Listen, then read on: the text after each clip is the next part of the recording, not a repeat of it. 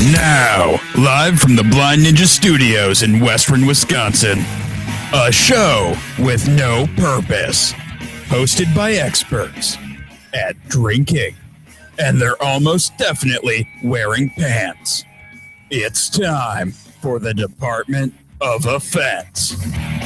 Welcome to episode 114 of the Department of Offense. I'm your host, Casey. Joining me, as always, is Carlos. I'm here, yeah. And Matt. Heidi. And Pete's here again, too. How's it going? And then special guest, Phil Juliano. Hello. Before we get too far into this, I want to just take a moment and thank our black belt patrons, Zach Zablosky and Dale Littlejohn, for helping support this episode. So good job, guys. And if you want to become a patron, head on over to patreon.com/blindnerdstudios or go to blindnerdstudios.com and click on the Become a Patron link at the bottom of the homepage. All right, Carlos, what have you been up to this week? Not too much. My work schedule got mixed up, and so I had like a one day off. Then I was back on, and I had another day off, and so it ended up to get the most of my second day off. I just stayed up for 36 hours. That seems like a bad idea. Yeah, it's all kind of a blur to me now. But well, you hopped in on Soundwave this week. Yes, he did. yeah, at some point in time. I don't know. I don't even know what day that was. We wanted him to read Serena's songs, and he's like, "No, I'm not going to do that. I want to go eat." Yeah, And then he just shows up in the middle of the episode and like, "Hey, how's it going?" because the beer was down here. It was like, and then like you started writing down her Serena's. Yeah, list. we That's tricked because you. you sat down at You the did table. sit down at the table. So and like once you started writing the list, I was like, oh well, I know what's coming up next. Yeah, well, you shouldn't have sat down if you didn't want to record. Like, that's True. the universal sign of, hey, I want to be a part of this. True. That's a rookie mistake. Yeah. But the problem was we were going to do a one of our Patreon recordings, right? That's what we did. Yeah, we did that afterwards. Yeah, we played we played Go Fish. And Crazy Eights. And Crazy Wow. Eight. And Same y'all played thing. Crazy Eights? Yeah. I thought And that then was we just like a Central New York thing. No, we play Crazy Eights. Oh, yeah. Awesome. You know, it's like Uno with regular cards. Yeah, right. It's crazy. Right. It's for the cheap version of Uno. Yeah. Right. It took me about 30 years to figure that out. It just clicked one day, you know? Like, wait a It's second. like, wait a This minute. is just Uno. There's just just no Uno. reverses and skips. We should figure out a way to make reverses and skips, or we could just buy a deck of Uno Jokers. cards. Jokers, yeah. Jokers. Yeah. But then there's only two. Company cards. The Like, black just one make is them count. reverse and the red one is skip. We can mix the decks. Yeah. 2 decks. Whoa. Or we I could don't just know. make the Right? number It's like threes casino the skip style, and the dude. number It's like fives the Casino Royale. Yeah. All in. We tried to play a 5-card stud on there too. We did one round. was No, it was pretty 5-card draw. Oh, 5-card draw. Yeah. Well, when you're not putting any money in, Yeah. poker becomes way less fun. And poker's a really That's for quiet sure. game to begin with, so yeah, That's for there's. sure. I mean, unless you like you're 6 beers in and you don't care anymore, you're already losing. what else? We played the played Say Anything, too. yeah. There were some good answers. Yeah. on So that if you guys want to listen to that recording, everyone who donates at least $1 to our Patreon gets access to that podcast. one. Oh wow. And we just recorded another one today on our way to and from Matt's bar. to get the Juicy Lucy. world famous Juicy Lucy. Which It are was delicious. delicious. It was quite delicious. Even Carlos didn't have anything bad to say about it. And Carlos, It was a long drive. Right? God damn it! Well, Here we Carlos, go. the whole Couldn't even go along with the It was bit. a long wait. For we decided to go do this like last week or something. He was just like, "No, I'm not gonna have a Juicy Lucy." I remember my middle school stuffed burgers; those were disgusting. I'm like, That was middle school food. That's cafeteria Yeah. food. With So yes, tater tots and a little all in all, he liked the burger. Matt, what have you been up to? Not a whole lot. I was just gonna talk about Matt's bar, and it was delicious. Otherwise, yeah, it's You've just been pretty working quiet. a bunch. Yeah, pretty quiet. I missed the dang beer festival that you guys went to. Yeah, well, you didn't miss out on much. Just a lot of really good beer, a lot of fun. A lot of day drinking. There was free Yep. fries at Stone Tap. Yeah, that's cool. Really? There were Yeah. hookers and fire trucks. Oh damn! What? I missed the hookers and fire trucks. There were hookers at fire trucks. Then we missed it. Where was I? You're in the wrong tent. No, yeah, I just worked for 10.5 hours ish. No big deal. No big deal. No big deal. What about you, Pete? Working. Working? Went to LA last weekend. My brother. Yeah, got that's Oh, married. yeah, you cool. went. Oh, awesome, yeah. yeah. How was So- LA? It was cool. It was actually Agora Hills. Okay. So we flew into Burbank. So it was like Is north. that like north? Yeah, of, That's where okay. Jay- north, yeah. recorded or whatever. I don't know if anybody does anymore, but Jay Leno recorded there. Did he? In Burbank. Yep, that's where Conan did too. You might still. I think Conan moved there from New York. It was a whole thing. I thought Conan's always been in California, hasn't he? No, they were in Oh. New York for a while when he was with NBC. Oh, really? Yeah. Well, he moved from. He had 2 different studios though, because he's in one studio and then he switched over to another one. I swear that Jay wasn't the only one in California, because Dave and Craig Ferguson were both in New York. No, Craig Ferguson was in California, wasn't I have no idea. he? Yeah, I Craig could swear Ferguson's in Conan California. had at least his older show was in California somewhere. I You don't say know. so. If you say so. So Agora Hills. Yeah, it's like the rich, like super rich area. Matthew McConaughey, I think, has a place over Did there. he come to the wedding? Did No, you see him but- driving his Did Lincoln? Did he drive by rolling that booger? Yeah. Yes. Why am I rolling this booger? Why am I driving this car? Did you see those skits with good shit? Yeah. Carrey? Yes. Oh, that so was good. great. They made Yeah. me cry. So hey, That's your wild. brother, how was the wedding? It was good. It was at her folks' place. My Okay. brother's wife's folks' place. Super insane place. Like multi-million-dollar, like crazy. Yeah, are they like in the business or what are they? Well, he's a Is that's what it's called, right? In the business. well, it's a Korean family, and he's a lawyer. It's like Okay. one of the biggest lawyers for Korean people on the West Coast. So he Oh, keeps. wow. I so didn't his- realize they had their own lawyers. So he keeps Yeah, them apparently. out of jail then for apparently the business. Yeah, For the business. a good guy to know. If you're Korean. doesn't represent white people, just Koreans. Just Koreans. I have an exclusive client. It's all Korea. I did a lot of I guess alcohol related things this week. There was a Business Journal panel of Minnesota distillers, and they were talking about how craft distilling is the next big thing in Minnesota, which I can definitely see. There's a lot of crossover from craft beer people and craft distilling people. Mostly the word craft. Well, Craft is a seller. it is. It is. Yep. Well, and I mean, we That's true. talked a little bit about this when 45th Parallel was on. Yep. But they brought it up again where because of how the laws are set up, you can be a craft distiller and never distill a drop of alcohol. You can just buy it from like somebody else and slap your own label on it and sell it as your bourbon or Right. your. Did they bring that up at the? They did, yeah. So far, to their knowledge, of the 20 or so craft distillers in Minnesota, they're not a single one's doing that. So they're all Well, actually that's making their legit. own spirits. Yep, That's nice. which is very cool. Because I remember when we interviewed Ben Brew, though, he brought up a couple of places that did that. Did he? In Minnesota? Or just in general? I don't think he brought it. I didn't think he said any in He Minnesota. didn't. I don't think he mentioned any place by name. Yeah. Yeah, he Didn't mention- 45th also say that they do some bigger name companies too over there? Well, they do. He wouldn't say who, but I'm No. pretty sure he said they do some. Well, like Moscow on the Hill, they do all the vodkas and stuff for them, and then Moscow on the Hill rebrands them. But they're not a distillery; they're a restaurant. yeah. Well, there's a lot of, I mean, even craft brewers or even major brewers where they'll subcontract. I mean, Yep. it's all Yep. a part of the Yep. business plan. You know, they'll make their own, but then for extra cash or whatever, they'll subcontract and brew other people's stuff. And if you have the fermenter space, why not? Yep. Yeah, I mean, especially in Minnetonka, they have Lucid. Well, this is going back to beer, not spirits. Yep. But Lucid and Badger Hill, and there's one more. They all share the same Same space, facility. and they just rotate through the same vats, and they just maximize the space for 3 breweries. Okay. And we crashed a party there once. I'll tell you that. I'll tell you that story.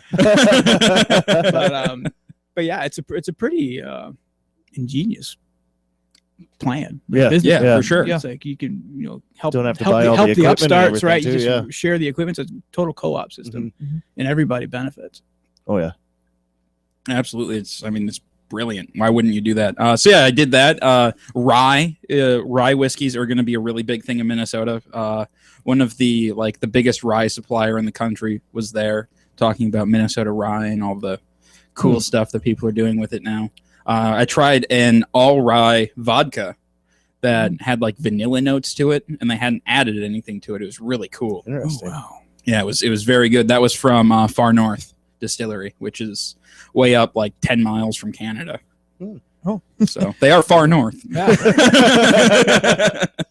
The only distillery I've been to is the Vicar or Vicar, the one In Duluth. Yep. Yeah, that guy was there too. And they do gins and stuff. Yeah. And, they do the sampler, and they had like the juniper gin and the spruce tip gin, and it's like, wow, this is good stuff.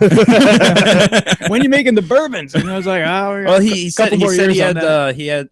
they had put some stuff in barrels now. Mhm. So now it's just a time. It's a waiting game yeah, just got it's like 3 to 5 years or something on a bourbon.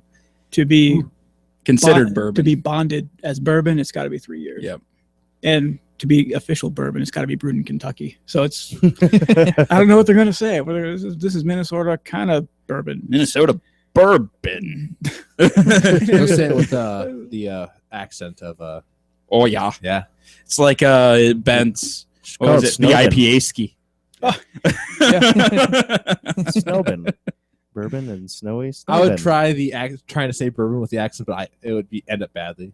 Carlos, wow, you were doing so many good accents Oh. on the way to Minneapolis today. No, I was destroying every accent. There's a difference. He tried to do an Australian outside. It didn't work. It too was well. bad. It was so And bad. The first thing that came to his mind was Outback Steakhouse, so he tried to do some Outback Steakhouse kind of It was sales. bad. sales. Like, nope, that's not working. You'll get there. Try singing it. Try singing it like the Flight of the Conchords.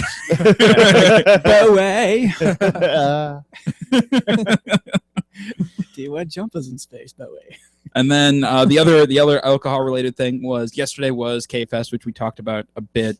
Bunch of breweries, a lot of good, just a ridiculous amount of good beer. Though, again, I think it was smaller this year. Yep, like less- more people, but fewer breweries. Yep, less breweries. Yep. Like the Caves, I think there was 6 or 7 tables total. Yeah, in the usually Caves. it's like jam packed in there. Yeah. They normally have them lined up all along the wall. Yeah, no, it was like Pitchfork, Big Wood, Dogfish Head, and a couple of other ones in the Caves, and that was it. Kind of sad. Trying to remember, but there was so much beer. I was gonna say, do you guys, when you go to Brewfest, like I've been to a bunch, Mhm. and you go to the first one, and you're like, whatever, it's like all hell's breaks loose, and you just completely sideways.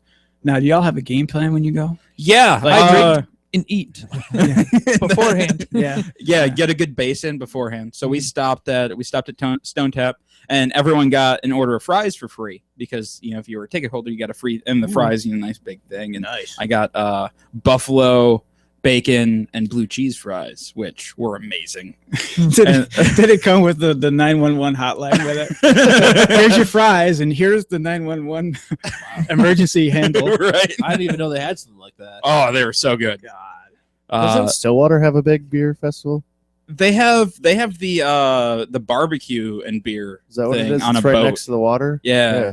I haven't been to that one yet. I really want to go because I love both of those Mm-hmm. things. Do they have them on the big paddle boats, like the Yeah. big river? Oh, that's awesome. Yeah. The Grand Douche. It's like the Grand Duchess or something. I called it the Grand Douche for like 9 years, I think. So it's a normal thing now. But yeah, no. So we did that. Had a couple of session IPAs because you can't drink heavily before you go. But you have to. No have something. way. Yeah, no way. You got to get primed. And then we walk in, and the first beer that we tried was a 13% imperial stout of some sort. Was that the Didn't you Surly? say they're all really heavy? No, there were a lot of big beers there this There year. were a lot of sours too. Yeah, there were. I had a lot of sours and a lot of big beers. Did you try the barley one from Pitchfork? No, it's the only one that I didn't try that I went there to try. I didn't do it. Really? I had a full glass and we were just passing Fail. through. I was like, I'm already really drunk. That means I have to suck this one down and then have another one. So, how many breweries overall were at the fest? Brewers themselves, not a whole lot. I think there were maybe 5 or 10 actual brewers there. But then the distributors I bet there was 50 Yep. different Close to it, breweries. Yeah. So you still got to try. just You had tons of a different stuff. lot of variety. Yeah. And a few one-offs like that they only did for that festival and Mhm. stuff like that. So yeah, it was good. Yeah, there's supposed to be like a special release at like 2:30 or something for a lot of them. Yep, I hit a few didn't of those. have any of them. I hit. were They you had doing? Worldwide Stout. Where was I? they had 2014 Worldwide Stout at the Dogfish Head one.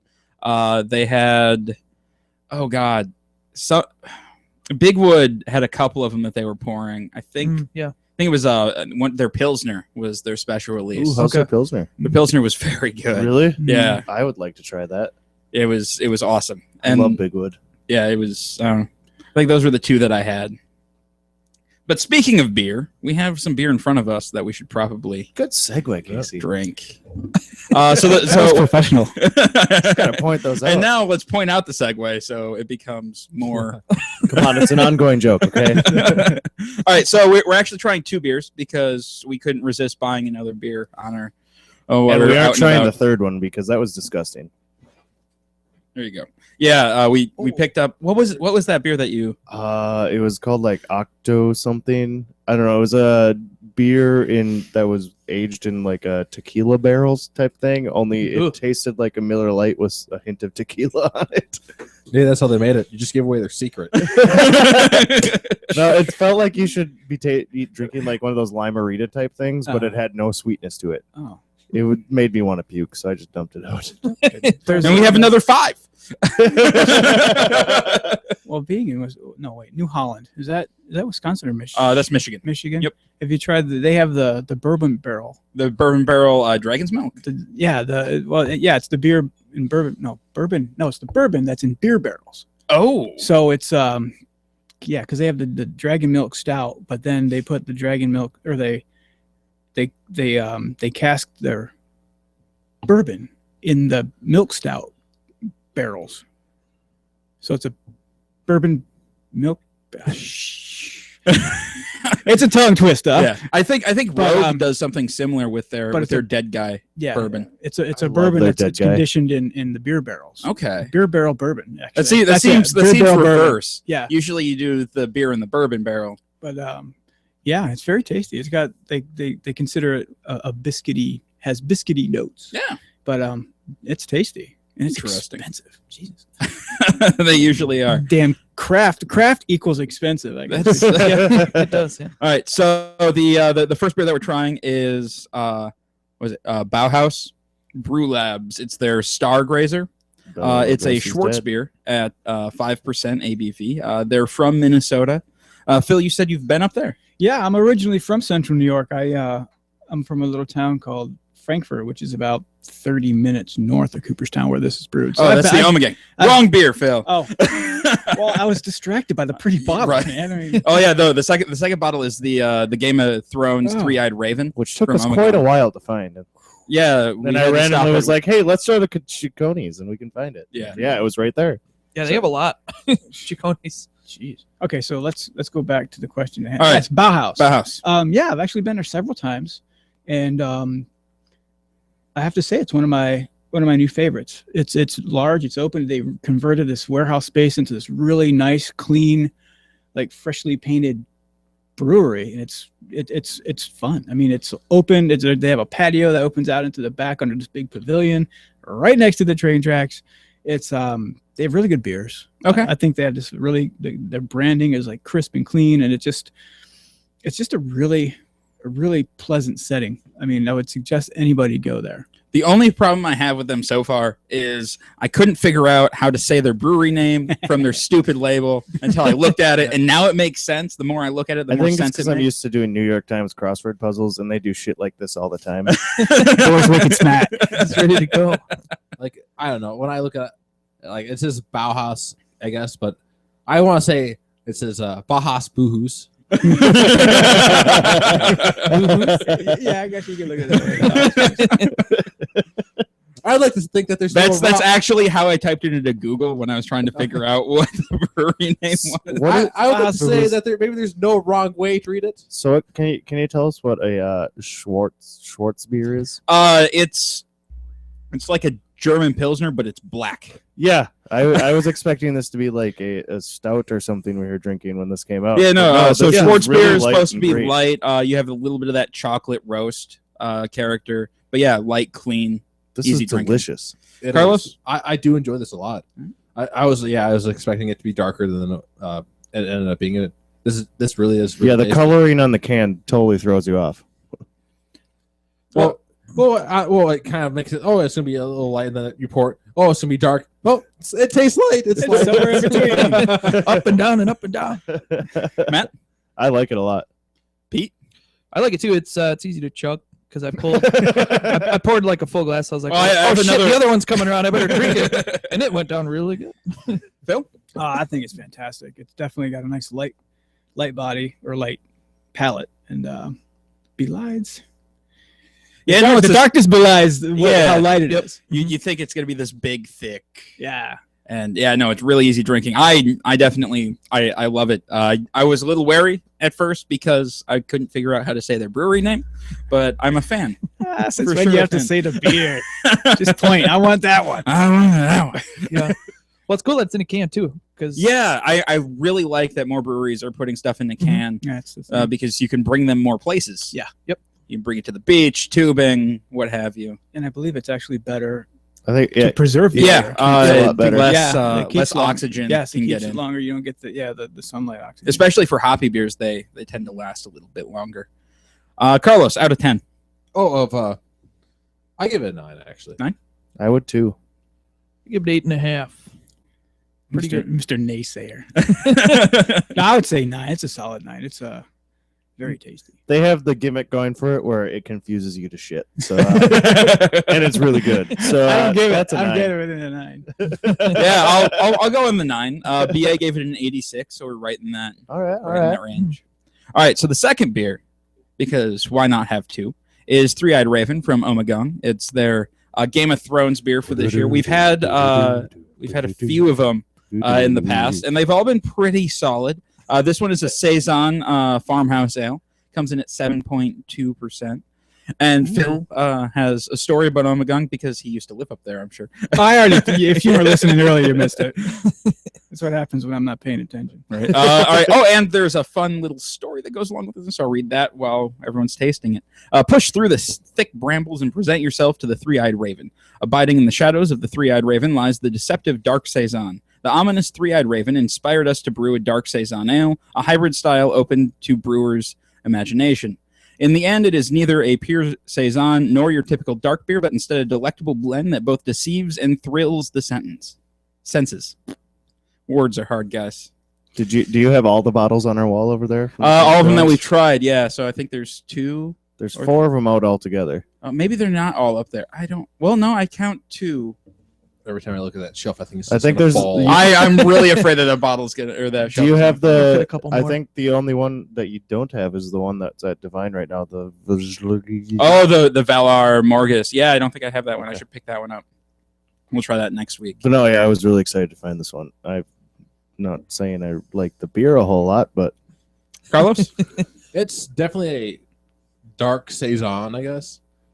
But other than that, it's hard for me to come up with an opinion about this one for some reason. That's I just don't know.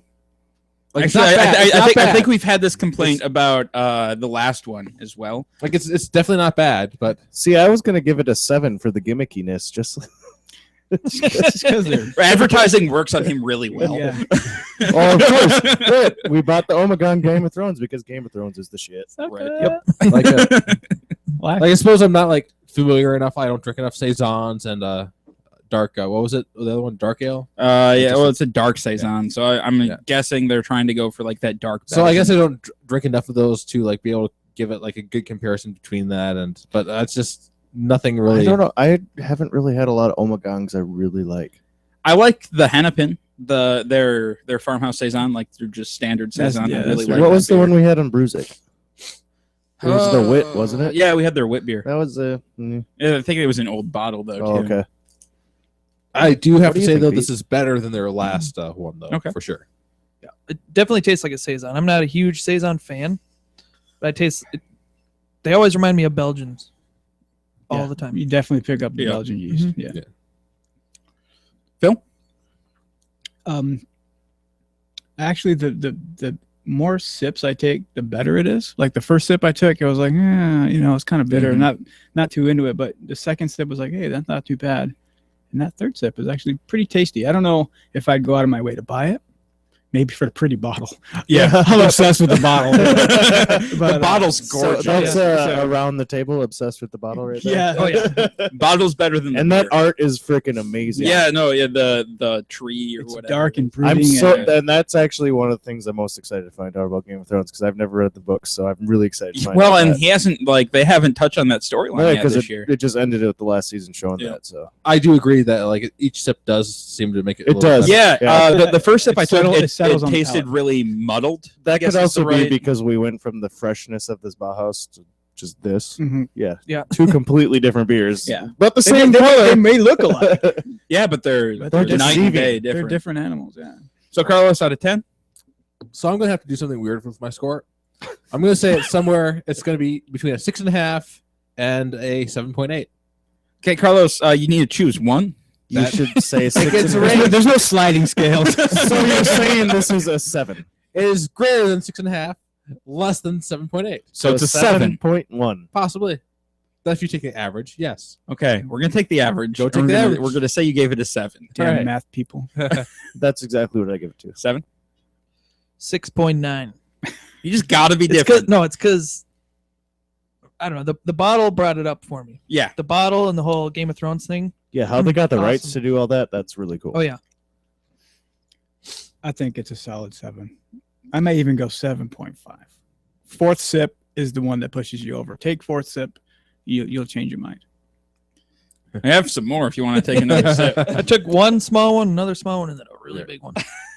Because no, yeah, it's And that's why you missed out on all it's those not bad beers at the all. beer It's fest. just Oh, I had the same problem. My glass would and these glass this is the glass from this year, and it's a lot bigger. That's a than- big. It taster is, glass. and some of them were filling it up to the top. Some Holy of them were shit. doing, and so I'm just just downing beer because I want to try the next one, and then all of a sudden I can't see straight. People All are of a trying to sudden- talk to me. I'm Yeah. trying to fall up into the sky. I don't remember what year it was. Were you with when I almost got stabbed in the gut by Casey's glass? Oh, that I in was my so pocket? mad you broke my glass. Yeah, yeah. I was wearing a winter jacket and put my glass and his glass in there because he didn't have any pockets or anything. So I decided to jump. We were waiting for somebody to pick us You're up. waiting for sketch. We went for Yeah. Sketch to pick us up, and I decided to jump up on what are they called? The electric. Yeah, things. you were like, I want to sit on top of this. I'm like, So I okay. went to go, so I jumped up. I couldn't make it the first time, and then just smash. And then later on, I reach into my pocket, and there's just broken glass in my pocket. I'm like, oh, that would have been great to get stabbed by that. and would have served you right for breaking my glass. And I was Yeah. shit faced, so my blood's gonna be thin. So I would just bled out You right bled there. out. Yeah. yeah, but we would have slapped something on and had another beer. Quick, give me a beer label. Staunch the bleeding. Hey, Get the beer label. hey, Matt, you have your lighter? Hold still. We're gonna cauterize it. If you The smell night, burnt flesh. It's okay. the night It might hurt. Drink another beer. All right, so I will give the beer. The bottle gets a 10. The beer gets a 6. So I guess I'll up it to a 7. But the packaging is Yeah. awesome. For sure, all these Game of Thrones bottles are nice looking. They're all just beautiful. Yeah, when you bottles. pop it with that cork, It goes. uh, yeah. That's a nice gimmick too. That old school, like when you go to the brewery. When I went, this was before they got bought out by Duvel. Which Did is they? big. Okay.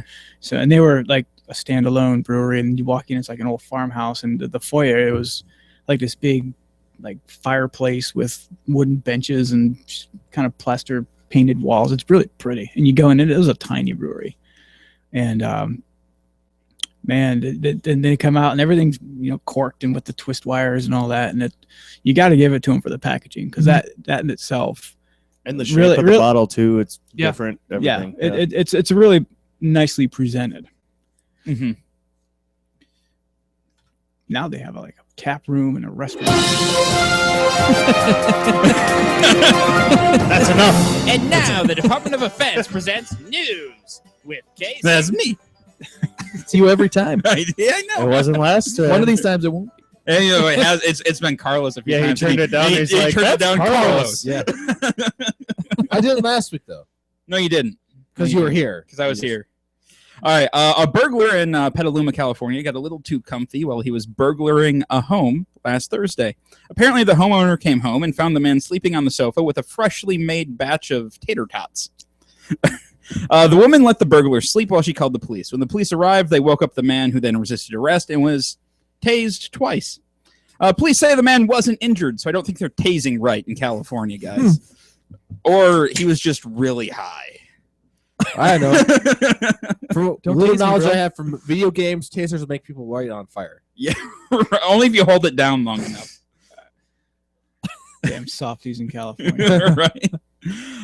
Self-proclaimed Floridian American, Tama What Jada the hell Clark. is that? I don't know, filed an expletive-laced legal brief lambasting U.S. District Judge Willis B. Hunt for dismissing her civil rights lawsuit. The case was dismissed because Tama's co-plaintiff, her husband Jason, didn't sign the complaint. Some of the gems in this include, firstly, Jason is my husband, as I have stated, you asshole. And my son is no longer an infant. Don't you ever again in your motherfucking life attempt to disrespect me, my family, or our status again. Keep our names out of your unworthy mouth, you old impotent geezer. No, I read some of this, what she wrote, because I don't know why she was defending herself, but she was. It's a good read. Like, Yeah, what I read, it was entertaining. I pulled another one here because I couldn't resist. Well, just in case you haven't noticed, I couldn't give two fucks about you or what you have to say. Fuck you, old man. You're a joke. Your court's a joke, and you take it up the ass, and you suck nuts. LOL. Well, so Too far. That was a good use of her just spending 10 pages just doing that. Oh, it's absolutely beautiful. I love it. If you have a little bit of time to kill, I recommend just Googling for it and finding it and reading it through. I think that all lawyers should just switch to that method. It'd make legal briefs so much more entertaining to read. It's like the script of The Sopranos or something. And I love how she threw like an LOL in there. Like, I just need to make sure that he knows that I'm kind of joking at this point, but I'm really angry. was this like a handwritten document? No, it was No, or it typed was up like- on just typed up, okay. on like legal paper and. I think it had like even like the correct like a indentations. And Oh yeah, no, it was all. It was the words. It was the words that did not match the setup. The grammatical setup. Michigan woman Shanika Torres has been sentenced to 3 years in prison after she opened fire at two McDonald's employees after they failed to put bacon on her burger twice. I mean, I feel like this is justified. That's 2 times. Like, she went through the drive-thru and they forgot to put bacon on her burger. Yeah. Right? So she came back. They offered her a free meal and she's like, okay, now remake it with bacon on it. She got the burger again. No bacon. Now the shooting starts. Like Fire a couple shots. Did she hit him or? No, it was they were like warning shots over the their bow. bow. Yeah. You see, I don't think she did quick enough. She should have done the warning shots after the first mistake, so they knew that she was serious. Serious, yeah. Well, she does say that she's sorry, even though nobody was hurt. Sorry, she didn't hit anybody, or I don't know. The article just said that I'm sorry. Did you hear about the fisherman that got stabbed to death What? on No. St. that's- Croix River? That's terrible. Yeah, why are you bringing this up during the entertaining news segment? I just thought of it. I don't know. This could get I funny. heard man. about it. Gotta Today. be a It's downer, not funny. man. you know, the That's last too couple weeks, close. It last was couple weeks, basically this guy was fishing on the St. Croix, and a bunch of people that were, I don't know, they in their Out late stabbing? 20s, in their late 20s or something, were hanging out on a dock on the St. Croix River, and they were partying and stuff, and the guy was just trying to fish. The guy's like, hey, can you guys quiet down over there? I don't want to hear all this ruckus. And they decided to swim out to the boat and stab him to death. Okay, well, first of all, he was in a boat. He should have turned the boat on and left. I know. Hilarious news. That's victim Really? blaming case. No, however, I heard about that today, and I was No. like, what? now you could think that he might do that, but what if he had a fish on the line? That's true. Oh, yeah. They you could have know, waited. Bets are off now. Yeah, But yeah, the you got. I mean, you have to reel that fish in. stabbers are first. still alive at large, but they know the dog's name is Gunner. Where there was a dog Yeah, there's a dog there too. with the stabbers or with the With the fishermen. stabbers. I feel bad for that dog. I know. His terrible owners. Yeah, his terrible owners will go to prison. The dog will be all left alone. Well, on a That would be local news, actually. Ukrainian singer Christina Caro has filed a small claim suit in Los Angeles against Mila Kunis for $5,000. Oh no. The reason behind the suit? Christina is claiming that when they were children, Kunis stole her beloved pet chicken, Doggy. Doggy was apparently a very unique chicken that would play fetch, respond to his name, and basically do all the things that a dog would do. Then one day, Doggy went missing, and Kara just knows that it was Mila Kunis who took the chicken. Wow. Kunis has responded by saying that she is a chicken advocate and would never steal someone else's chicken. A chicken ad strip. That's funny, actually. She would probably get that chicken in Uber at a discount because, they own Uber. Is that the taxi service? Yeah. Okay. That's almost as good as if she had said that she just go like straight face to the mic. There is no chicken anymore. I ate it. You hear me? It was delicious. That is not somebody trying to get money. Not at all. No, not at No. all. Well, and That is dead serious. there's some dubious claims because apparently Caro has lied about her age, and they wouldn't have been children at the same time. Think it through, people. Think it through before you put this out there in the world. But it was such a good plan. Oh my God. Arkansas truck driver Larry Bowen was sentenced to 6 years of probation after his load of $50,000 worth of lunch meat went missing on his watch. Bowen was supposed to be bringing the meat to Florida when he disappeared for 3 days. The company then accessed the GPS on the truck to find Bowen and located him at a service station in Memphis. When police arrived, he was eating a lunch meat sandwich, and the refrigerated trailer was nowhere to be found. Bowen then confessed that he had inadvertently traded the trailer to 2 men for some crack cocaine. And inadvertently. It was an accident. I don't. How did that happen? It's unclear how much crack he got for the meat. Wow. Enough for the night. No, I thought that I was escalated trading them a quickly. hand job, but it turned out I was trading them to trailer instead. The trailer. There was something about meat, and it just gets a little hazy from there. But at least he got a little bit for himself. Yeah. Before he gave it all away. Not for a sandwich, at least. Yep. PepsiCo North America has announced that it's changing the recipe for Diet Pepsi and ditching the aspartame. The new aspartame-free Diet Pepsi will be sweetened with sucralose and Ace K, whatever that is. That's totally better than aspartame, right? This sounds Sure. like drugs to me. Right? That's something to pick up on the street, right? The new formula has been in development for 2 years, and when they release it in August, they're hoping to put pressure on their arch rival, Coke. This is a bold move for Pepsi because no one has ever changed their recipe and then thrown in new on their can before. Oh, wait, hang on. Didn't new Coke do that? But that worked out really well for him, right? Yes, history New- shows. History shows that putting new on your can sells things. It sells a lot of old Coke. Yeah.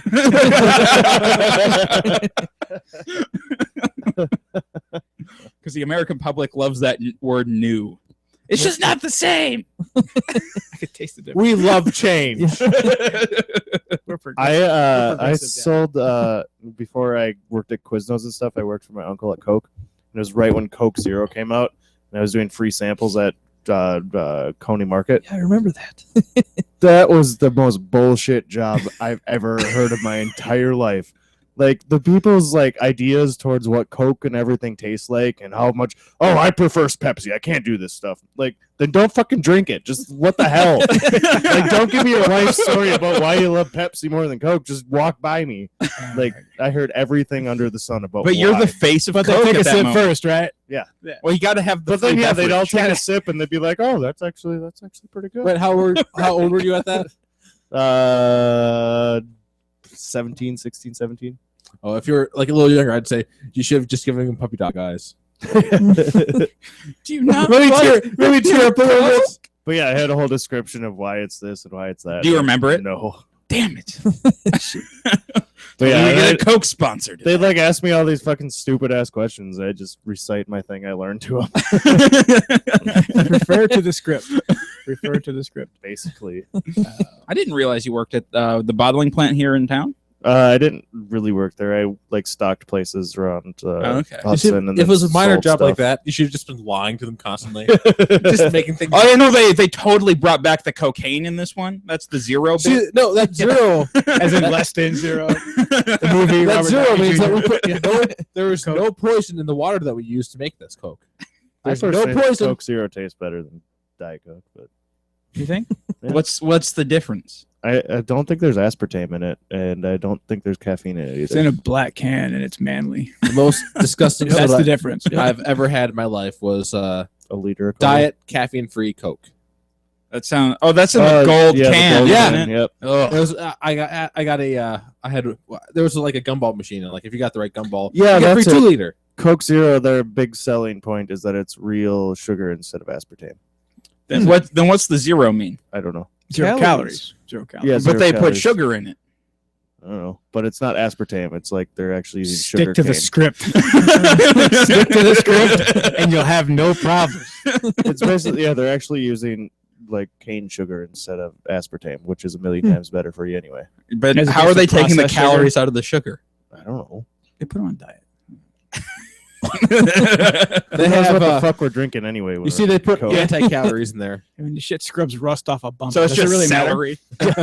You put a penny in some Diet Coke, it's the fucking everything's off of it But in 2 that's seconds. it's crazy. It's good for you. Yeah, it's good to clear out the. I personally love Coke. Yeah. candidate right there. Yeah, we really aren't dissing Coke. No, Like, we aren't. rum So and Coke, Cokes, you should everything. give us money. Although it was rather horrifying when I saw the Mythbusters where they let some teeth sit in. Oh yeah. Oh yeah. Kinda Well, I get didn't some see Coke. that, but I can That was- say.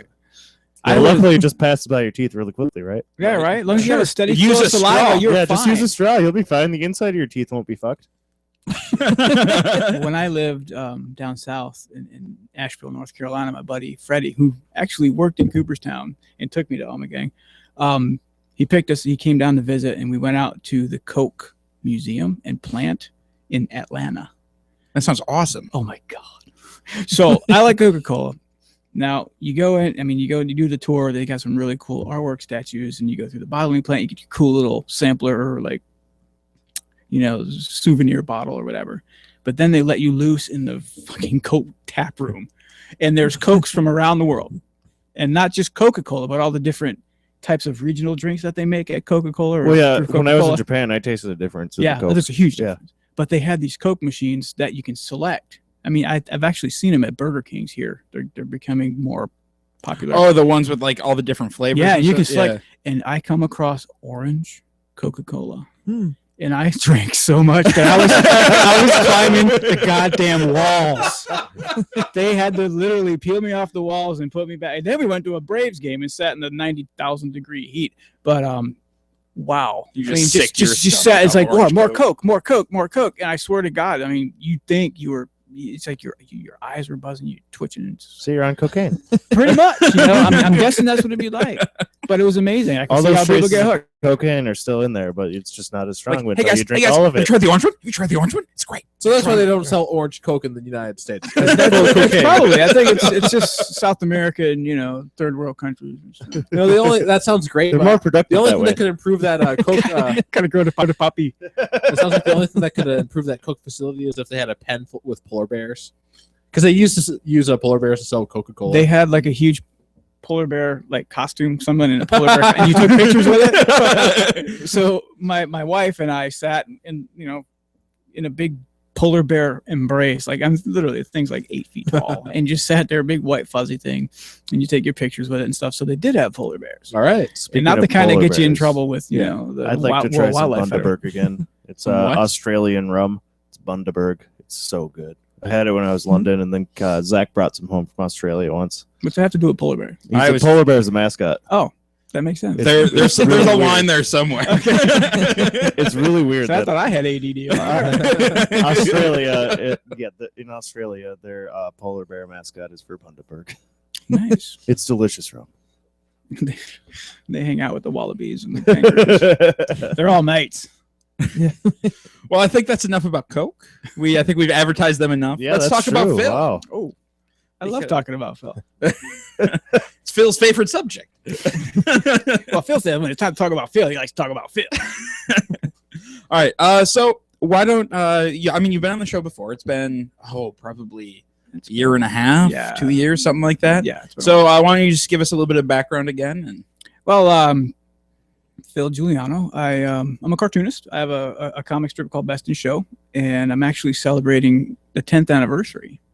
It was actually 2014, wow. but I'm celebrating the 10th anniversary, and in celebrating, I created a 10th anniversary collection that kind of has everything, pretty much like the top 10 cartoons from each year, all the way up to 2014, and then there's a reboot. I don't know if you guys have been reading it or if you checked it out, but I've kind of like rebooted the comic strip where halfway through 2014, I decided to have the main characters, which were essentially me and my wife and my dog, whatever.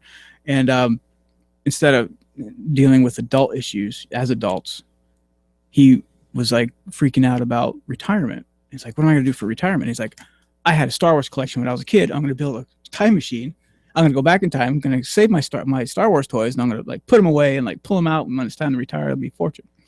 And so he makes a time machine out of a cardboard box, you know, draws pictures on, like he's 7 years old anyways, goes back in time. And when he comes back out of the cardboard box, he's a little kid, and he kind of gets to relive his childhood in the 70s again, which has been amazing for me because I grew up in the 70s and I got to like revisit all this cool stuff, like the Muppets and, you know, of course, Star Wars, because that's the whole point of him going back. So I got to like relive my Star Wars toys, and I got to, you know, think about, well, shit, not only was there Star Wars toys, there was that cool Blue Series Star Wars trading card set. And I went, and, you know, I started drawing comics about that. And of course, right away, I'm like, boom, impulse buy on eBay, and I bought a set. And you just, you know, and then I start getting a little deeper, and I'm like exploring different things, like the different TV shows, like Thundar the Barbarian. I start researching Thundar the Barbarian because he actually came out in like 78 or 79. I remember that. And he was, according to the interview I saw, the creators, he was like the first science fiction cartoon,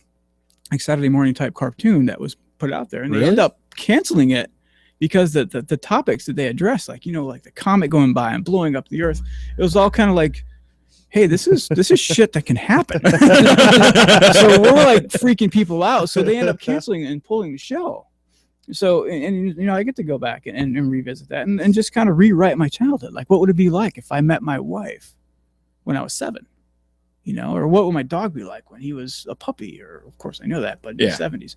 So it's a whole lot of fun kind of going back and like living in the 70s, but then you have the 90s, 2000s, you know, mentality of technology. Because I have this love-hate thing with technology. You know, it's like I love it because doing what I do, it's like it's a necessity. You have to do it. You have to tweet, and you have to update on Facebook, and you have to be out there.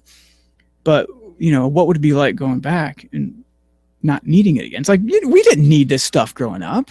You know what I mean? It's like, what happened before cell phones? Well, I think all of us were right. Us in this room are right on the edge. We actually talked about that. Yeah, we're like one of the last like generations that literally had barely any technology, and then it all just boomed. You had to wait by the phone for your friends. You had to go if they didn't call you, didn't do anything that day. Or else you walk to their house. Like, yeah, that just doesn't happen anymore. Right, and so that's the kind of stuff that I draw my comics about now. It's like there's one, you know, it's like social calendars. Like the older you get, I mean, you start getting philosophical. You know? Like the older you get, it's like, man, now you got to check your calendar to see if you can go hang out with someone. So I would draw comics about being a kid. And I remember when I was like 12 years old or something, I had all the Star Trek Next Generation action figures and stuff, and I thought they were the coolest. And I had the Enterprise and everything.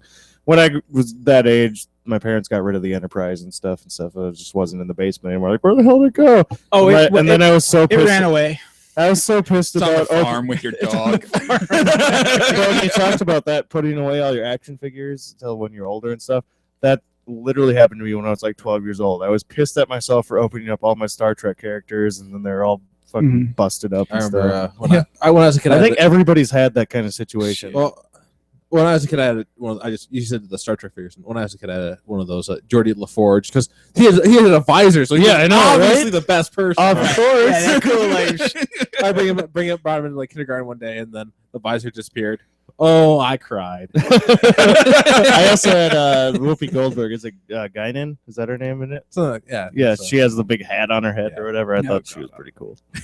Man, I was obsessed with my Star Wars. I was like, really, even at like 7 years old, I was meticulous with them. Like other kids were blowing their shit up with firecrackers, and I would like put little pieces of masking tape and like put a little red on them. It's like, oh yeah, he got shot. You know, I didn't blow shit up. I mean, I didn't break them because I loved them. I put them all back in that really cool collapsing I know exactly suitcase, Darth Vader suitcase, yep. you know, and you put them all and they're all labeled, and like I'm not OCD at all, you know? All back.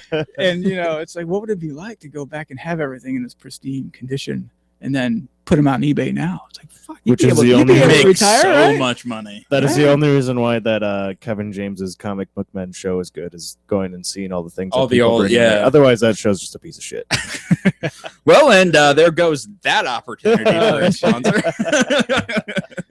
Way to keep them on. Oh yeah. Shoot. But so yeah, it's been 10 years with that, and it's really exciting because I went back. It's taken me a few weeks, like on and off over the course of several months of putting this stuff all together.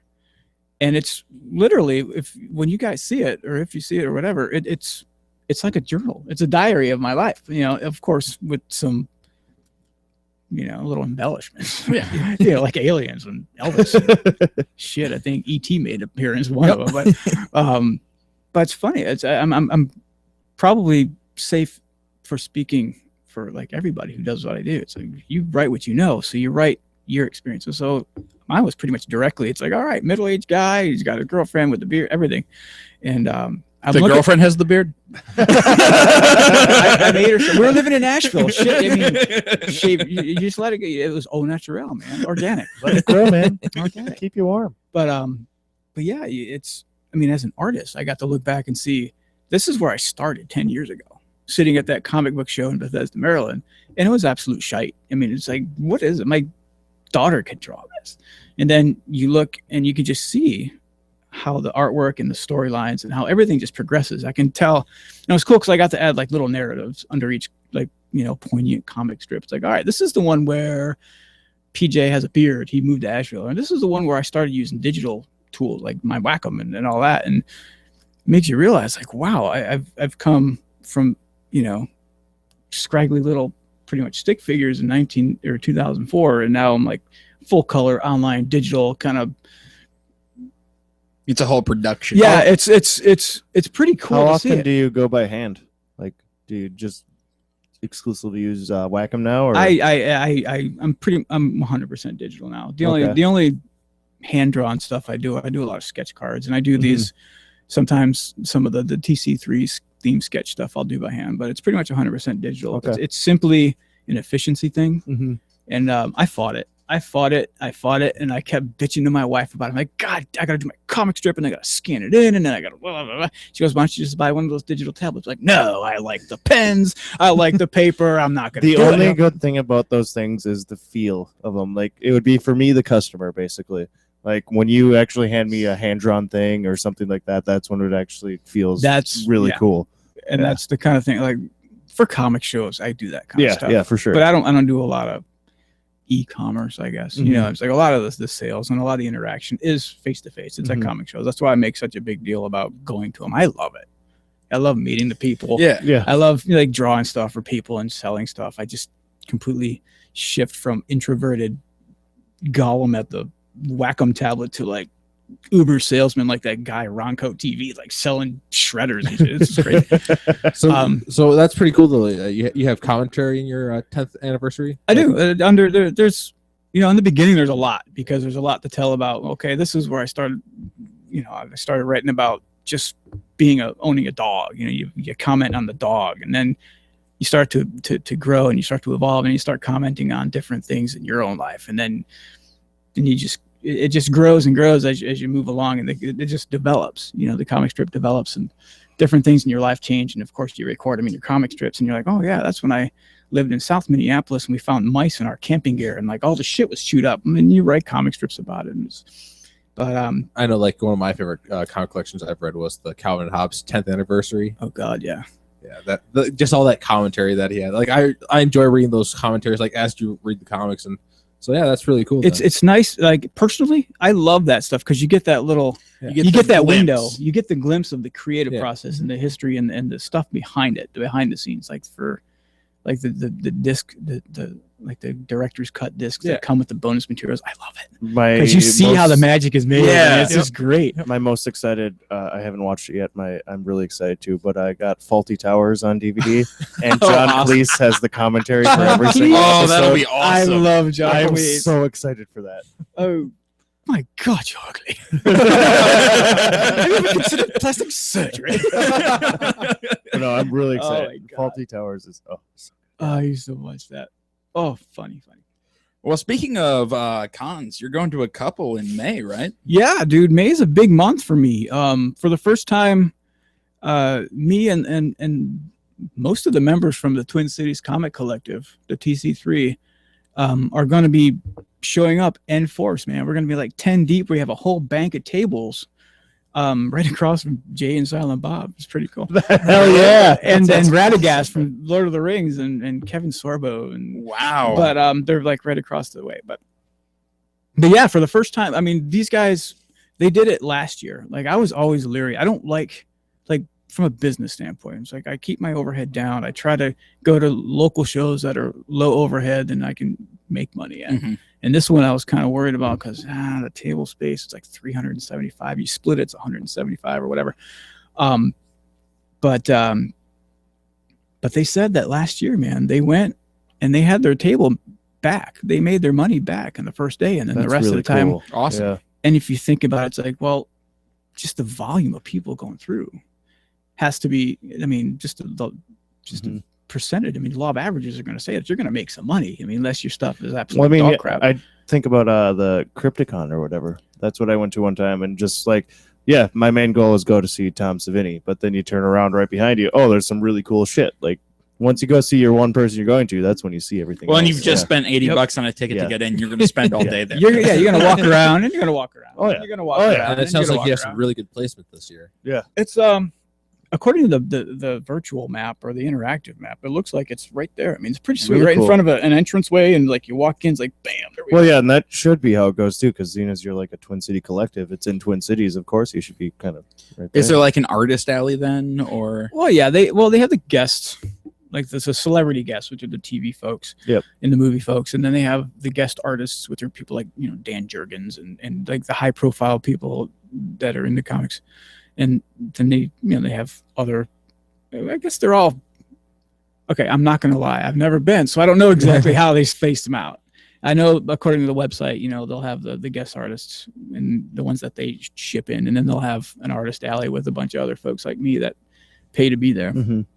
But yeah, it's the first time I've actually shelled out for such a big show, and we've built as a group, we've built a lot of buzz around it. I mean, we did this Indiegogo campaign, and which was funded. I mean, Which is awesome. Yeah, it's amazing. I mean, literally the last minute, it was completely funded, and then went a little bit over, and we have to thank all our friends and family Yeah, and that's so fans, cool.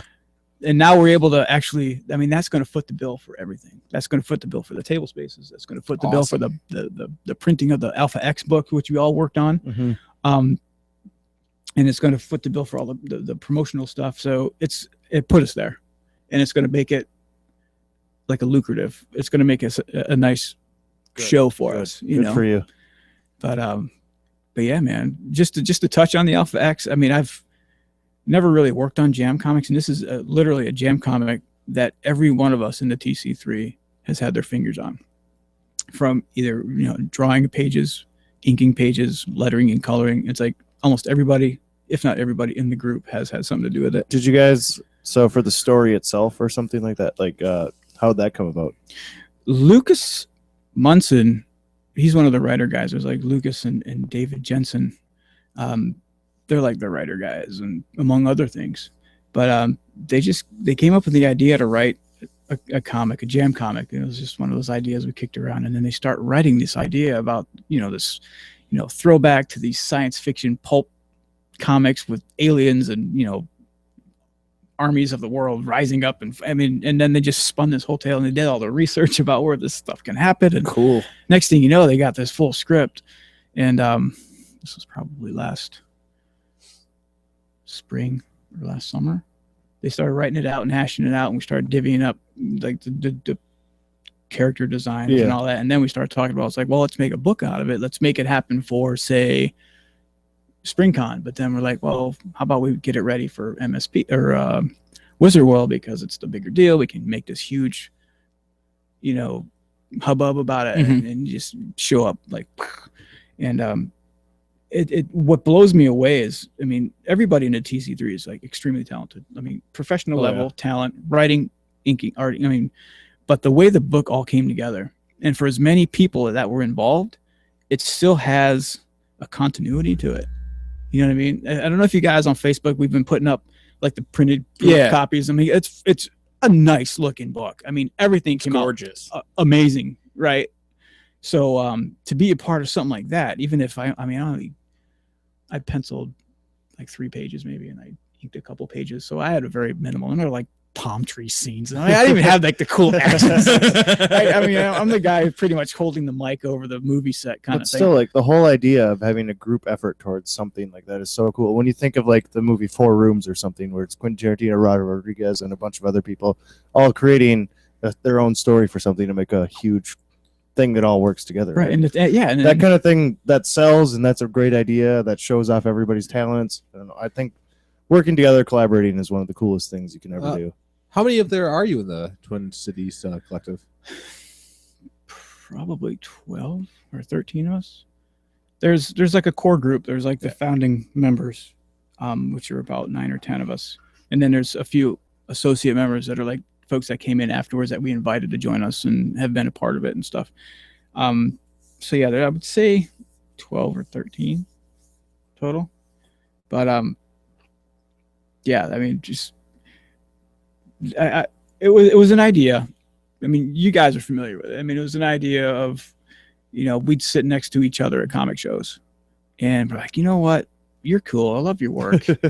Yeah, we should hang out. Because we all sit together. We're all in our little insular little comic studios, and we're by ourselves all the time. And we always, we just turn to each other like, man, you get sick of just being by yourself? We should hang out. And then we kind of like, I was sitting next to Doug Colbert one year, and now I said, you guys are neighbors. Now I know, right? Now he lives down the street. Now I can't get rid of him. He wants to but it turned from being just a cool way to hang out with others like you, just like a social group, into almost like a business enterprise. Because now everybody in our group has such a level of professionalism, and they're so motivated to actually be more than just let's hang out and draw comics. We're like, no, let's draw comics. Let's promote them. Let's put them out there. Let's be our day job. Let's be professional. Yeah.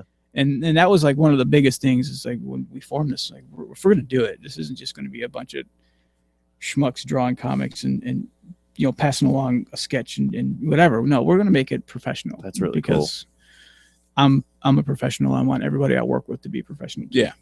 So it turned out pretty, and it was a year in November. So we're like almost a year and a half old, and we've already done some pretty major projects for like the 10,000 Laugh festivals in Minneapolis. We've done work for Art World and Dangerous Man, like commission stuff for them.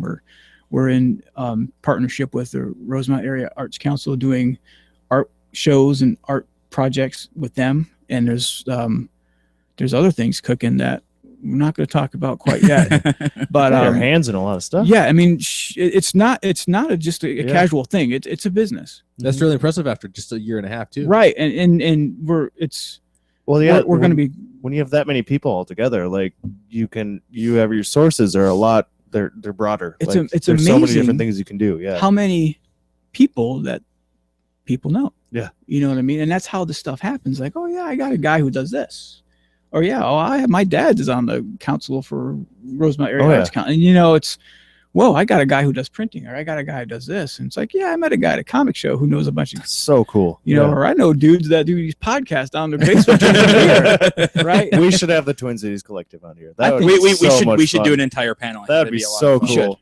And to have as many of us around here, that'd be awesome. And That'd I guarantee really that if we time it right, everybody would be very up for it, because they know that Doug and I have done it, and we say that you guys are so much fun.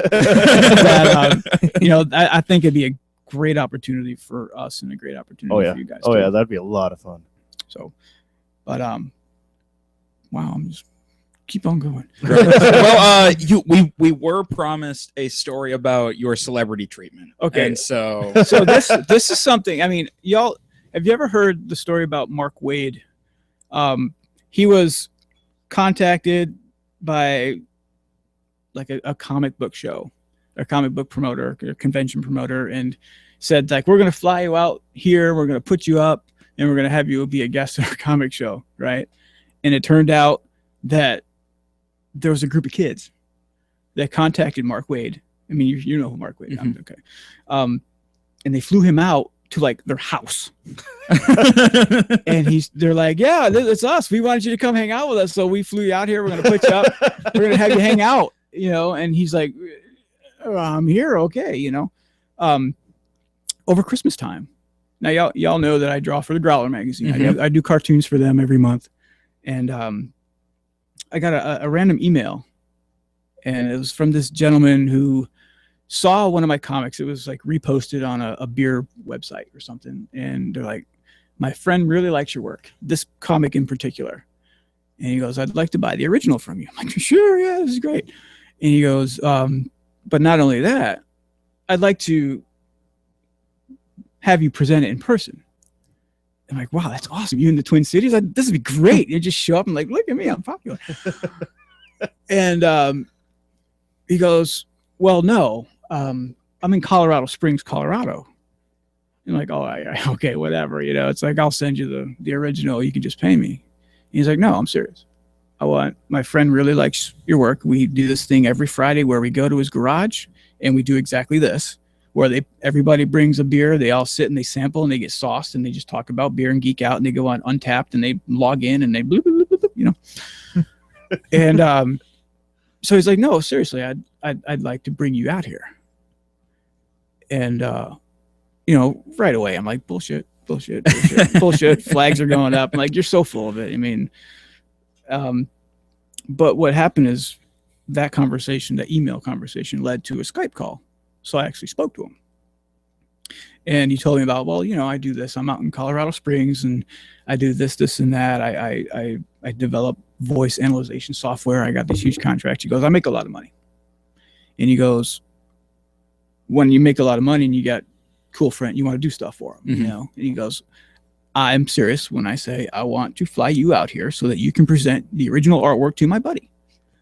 And I said, yes. You know, and no brainer at that point. I'm like, you know, this can be so first off, I'm thinking, this is awesome. Someone's going to fly me out. This is going to be the coolest thing ever. I'm going to show up. You're going to fly. And on the other hand, I'm like, middle of Colorado, probably going to die. Fucking going to die. You know, there's a lot of unstable people out there. And, you know, so I'm like, and I told my wife about it, and she's like, yeah, right. Forget about it. Where's you going to stay? Who's going to put you up? How's he going to get you out there? And I'm like, you know, I don't know. He hasn't told me yet. He makes money. You know, he's I talked to him and he says he can do this. And so, you know, that again led to a few emails back and forth. And I end up chatting with him again. And he's like, you know, I have all these friends that are, you know, they're all beer people. And two of them want to start a brewery. And one guy had, you know, home brews, and they're all judges for like the Denver beer festivals and the all Colorado beer festivals. And he goes, they don't have artwork for any of their stuff yet. So let's see if I can get them all together so that when you get here, you can talk to them about doing artwork for them. And I'm like, all right, come on. Right. I mean, where's the bullshit going to stop? It's, you know, it's the old thing where, you know, if it sounds too good to be true, okay, he's going to fly me out there and then bury me. Is what he's going to do. He's going to chop off my ring finger, put it in the freezer with the rest of the ring fingers. He's going to put some Kill Bill on your ass. Right. He's going to throw you in a car. Exactly. And he's going to put me out in the collegiate mountains. So I'm a bit nerved up about it. But in the meantime, I'm still putting together a portfolio, because if I'm going to be buried in the fucking collegiate, you're going to try to sell something while you're being buried. At least show them my portfolio. Right? Change your minds. That's right. You know, at least I'm going to go down, like, you know, doing what I love. But, and then it got closer to the time, like the scheduled date was the end of February. We come up with a date for like February 28th. And he goes, I'll fly you out. You'll stay the night. We'll fly you back on Saturday. So like commando raid. And it went through, and, you know, time again, a couple weeks go by, and waiting for, I'm like, where's the itinerary? Is this for real? Because, you know, I got to start like telling everybody, my next of kin, where I'm going to be in case I don't come back, right? Where to start looking.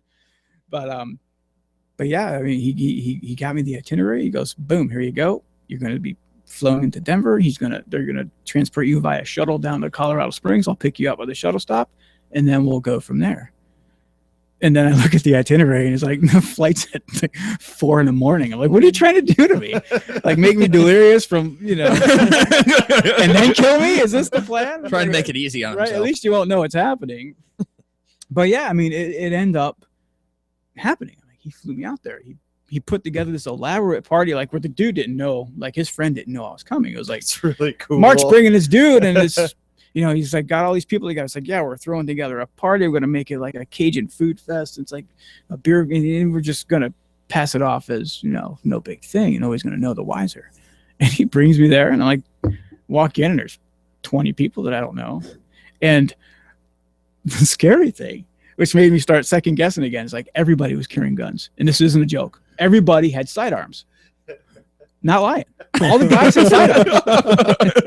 And I'm like, everybody. Where's mine? Let's go shoot shit. I mean, if we're going to do it.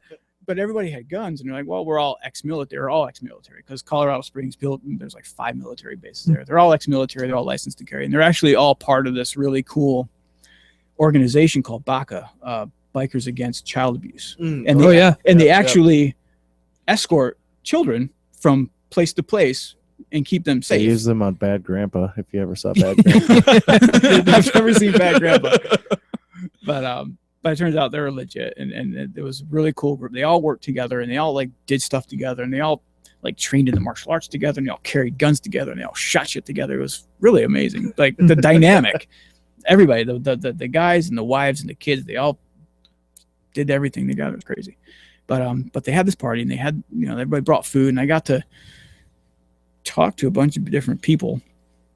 And after a while, you kind of loosen up because there's always someone who has something in common, And I started talking beer with everybody. Then one of the guys liked cigars, so I stopped talking cigars, and that led to a really crazy story about the Lars Teton Cigar Company, which someday I'll tell you about. And it all built up. We tasted our beers, and I passed my portfolio around, and it finally came to the point where Mark presented me. He's like, yeah, this is the guy that drew this picture that you love so much. I flew him out here to give it to you in person. He was like, what? So, and then the coolest thing about it, and these guys, like you guys, they had their beer tasting and they try different things. And the guy, his name is Matt, Alaska Matt, they call him. He goes, oh my God, he saw the picture and he's like, come with me. And you're like, all right. And he took me down into the basement, right? He goes, come with me. And we were talking comics, and he goes down in the basement, and there's just tables of long boxes of comics. And I'm like, you are a geek. And there's like just bookshelves of sci-fi novels and all the Star Trek, and then just bookshelves. And he goes, wait, come around the corner here. And I go around this little corner in his basement, and there's a shelf, like a big metal, like industrial metal shelf, lined like a flippin' beer cooler full of vintage beers. Oh, boom, man. boom. Like stuff like Surly Darkness going back 5 years. Boom, boom, boom. Oh, and wow. just these crazy, I mean, these guys were serious collectors. And he goes, you want to try that stuff up there? And he pulls down this bottle. He goes, this is a $200 bottle of beer. It's 20% ABV. And it was something called the Utopias by, it was actually Sam Adams. Oh, the Sam Adams. Yeah, the Utopia. 20%. It's a big beer. And it was like, 5 years old, 6 years old or whatever. He goes, let's try them. So he pulled down 2 of them. He's like, let's drink this tonight. I'm like, it's a $200 bottle of beer, but who cares? Whatever. You flew me out here, That has to be a boozy tasted beer. How did it But taste? it was, quite honestly, I literally only took a sip. Because I mean, by that time I was tasting 7 other beers, and I didn't want to do something that heavy that late because it would have just put me over the edge. But yeah, it turned out that this guy Matt was into like all the same stuff. Like he's into art, he likes to draw, he has all these comic books, and he has like this beer collection that would make anybody cry. And it just turned out to be a really cool experience. And then they brought me back to my hotel like a freaking Holiday Inn. They put me in a nice Holiday Inn room, and the next day we had breakfast, and I talked with another guy who wanted some illustrations done for a book or whatever, and went and toured the mountains and stuff till I had to go back onto the shuttle and back up to Denver and fly back home or whatever. So it was just one of those things where it's like when it's presented to you, you don't say no. Yeah. even if you end up buried with the coyotes, You got to try it at least. you don't once. say no because it makes for a great story if you come back. Yeah. Right. So, and it's really cool because I've actually made friends now. Like I have more friends that are a fan of my work and chat about beers and just, more people with things in common. And, I would suggest that if anybody proposes that they want to fly you out somewhere and have you present like an original piece of artwork, just say yeah. Just do it. Just say yeah, and and what happens, but just say yeah. Say you did it. I have a question. So, seeing as it's all digital now, what does it mean by original piece of artwork? Well, this original piece of artwork was actually pen and ink on If Bristol somebody board. asked you for an original of something that's digital, what would you do? Would you go and delete the file then? And No. Oh, okay. I would say there is no original. It's digital. I would be honest. Yeah. I wouldn't skirt the question. I just thought of that. Like, well, if you went to Wacom Tablet, then what, you just delete the file and be like, yeah, it's original. No. Don't have it anymore. No, it's original. You got the only one. No, that's one of the things. That's another thing that's interesting about the whole aspect of going Of digital. digital. Yeah, and that's one of the reasons why I didn't want to do it to begin with, because, well, I won't have any original art. But I'm like, well, now I don't. It's all original to you. Now I don't have stuff cluttering up my studio That's and true. like stacking Yeah. corners and stuff. It's not like I sell tons and tons of original artwork. I just create it Mhm. and then store it. So, But now- then again, like you said, you're doing trading cards and whatnot. yeah, so now I do that kind of stuff just for comic shows or for commissions and stuff. But Cool. Awesome. And you recently became a father, right? do you believe it? I don't actually. Do you believe it? Yeah, my daughter, her name is Emerson G. She was born on the 24th of March. And So very recently. yeah, she just turned a month old. And it's one of those things where I never expected to be a father. This was only 5 years ago. Before I met my wife, I was at a point where I'm like, you know what? I'm not going to get married. Forget that. I'm not going to ever have kids because I worked with kids. I'm like, why should I have kids? I can work with them and send them home. But no, you find the right woman and things just click and you end up the marriage, the house, and then the kid. And my biggest thing was like, my God, how am I going to do this? How am I going to work and have a kid? And, you start thinking about like the real shit in life. And it turned out being like, I'm in a very lucky position where I work from home, being a professional cartoonist. I work at home. I don't have to pay for childcare. I'm home all the time. Yeah. So it's awesome. So like when she's awake at night or keeping us up at night, I don't have to worry about stressing out or getting up and going to work. It's like I get up, I'll go upstairs. I'm still in my pajamas. I'm still drinking coffee. But it's something that I never thought a position I thought I'd be in, but I'm so glad I am. And it makes for great fodder for my comic strip. She's going to be introduced, but not as like a daughter, like it would be if I were to continue with the adult characters. Yeah. But she's actually going to be incarnated as a little sister. Okay. Yeah. So I still get to write about her. I still get to write about the experiences, but it's going to be kind of a different angle.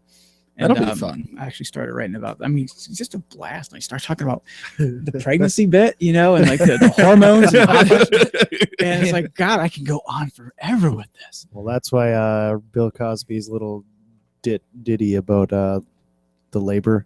He gives birth to a lizard. It's one of the best things ever from himself from the 1970s See, album. I don't remember that one. I remember the one about Noah. And It's the on ark. the same album Is it?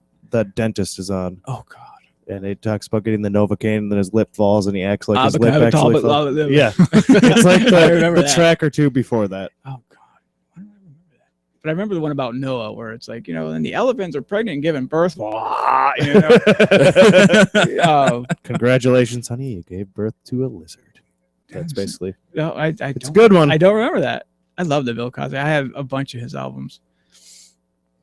And Eddie Murphy, too. Crazy. Isn't it great listening to comedy on On a record? On record? Yeah. Isn't it great? I was watching yesterday. I worked all day at Emma's, and when I came in, it was the 1970s best of SNL, Then when I got done, it was finally at the 2000s, and I had the whole day laughing hysterically. That's awesome. Too hot in the hot tub. Oh my god! You know, I've Grumpy, damn it. see, I was a big fan. Like I really enjoyed the 70s, the SNL, like the early SNL. They're good. They have their ups and downs through Yeah. that entire thing. And then the 80s is just forgotten about. You can't find that anywhere. And then finally they started bringing up stuff, and it's pretty shitty, but Yeah. there's a lot of good things to it that are just hilarious.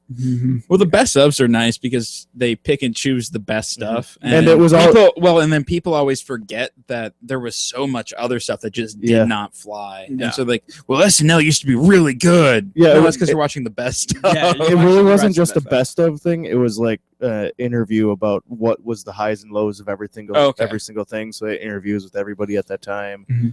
And it was just I still get hilarious. surprised every once in a while. I'll see like, oh yeah, and this guy was on SNL back then. It's like, what? Yeah, that like- guy was on SNL. Billy Crystal and Martin Short and like all them, and Sarah Silverman, all them. Yeah, I'm like, what? Pre-crazy Dan Aykroyd. Free crazy Danny. Well, that one's on his little thing about what's the chef, Julia Childs, when he's Julia Childs and he's cooking the turkey and cuts himself and blood's just spurting. This is when you use the phone when the phone's a set prop, so it doesn't work.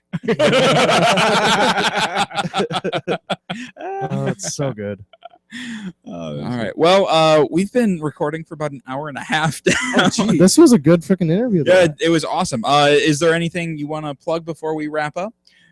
Website, My comic Facebook. stuff. Yeah, please go to www.bestinshowcomic.com and read my comic strip. It updates Monday, Wednesday, Friday. It's full color goodness, especially if you're in your mid 40s. It's got a lot of nostalgic value as well. Facebook is Best in Show Comic, and Twitter at Best in Show Comic.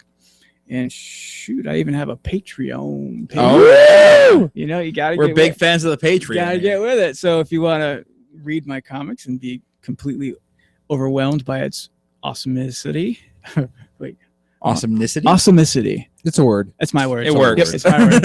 I got it. Yeah, go to my Patreon page, which is, Best in Show Comic, and go ahead and donate and support and keep me in comics and keep you in comics. Awesome. Well, thank you for joining us and coming down and drinking some beer. Oh God! Let me. Hey Phil, you want to come drink beer? Yeah. Yeah. I got me out of painting my house. That's There you Well, go. that was the goal. We planned it that way, so you could. All right, guys. Well, that was Phil Juliano. Make sure you go check him out and read all of his awesome stuff. And check out Alpha X when that comes out, which is very soon. And you can see him either at Wizard World or at the SpringCon. When is Wizard next World? week. Isn't that this weekend? It's next weekend. Next Next weekend. weekend. The first, Okay. second, third. Okay. Yep. And then SpringCon is later in the month, right? It's 2 weeks later. It's 13th, 14th. 15th. Just Google around for it. You'll it's find it. 2 weeks after Spring. All right. And if you'd like to support us, head on over to patreon.com/Blind News Studios or click on the Become a Patron link at the bottom of our homepage at blindnewsstudios.com. Or if you're going to do any Amazon shopping, head on over to blindnewsstudios.com, click on our Amazon affiliate link at the bottom of the page. Do your regular Amazon shopping, and we get a bit of a cut from Amazon, so everybody wins. If you have any questions, comments, show ideas, go ahead and shoot us an email at feedback@blindnewsstudios.com. You can find us on Facebook at facebook.com/blindnewsstudios, and you can follow us on Twitter at blind_ninja. And I'll see you guys next week.